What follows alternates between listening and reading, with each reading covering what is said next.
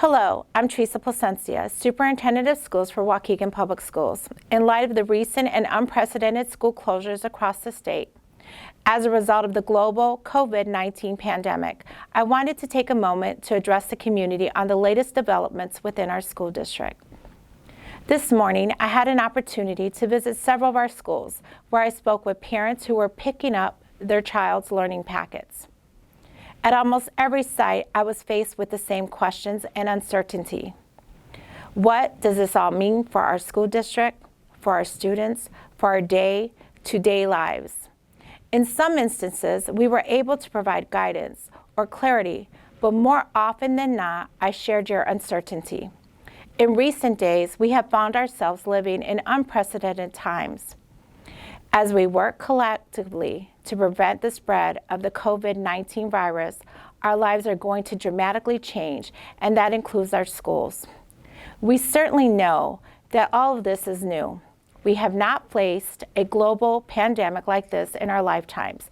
And while the situation is unprecedented, I am very proud with how our team has come together over the last few days and adapted to these incredibly fluid and far-reaching set of circumstances. Our team continues to work nearly around the clock, and we are closely monitoring the Illinois State Board of Education for direction. We will continue to update our families as we receive more guidance and clarity. As a mother, this sort of uncertainty, particularly when it comes to the health of our children and our loved ones, has admittedly been stressful. Over the last few weeks, and while I know I am not alone in feeling this, I also know that we are far from powerless in our fight to prevent the spread of the virus. While we await new information from local and national health organizations, I must reiterate what we surely have all heard by now.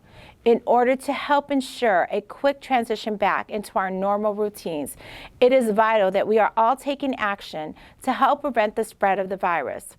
Whether this means following more stringent hygiene practices, avoiding unnecessary social contact, or simply staying home if you are feeling unwell, we all have a responsibility to each other to make certain our behavior is not putting the health of others in jeopardy.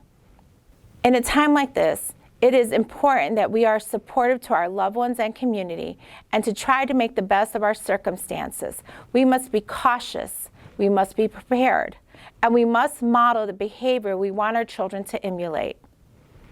I want to thank you for your time.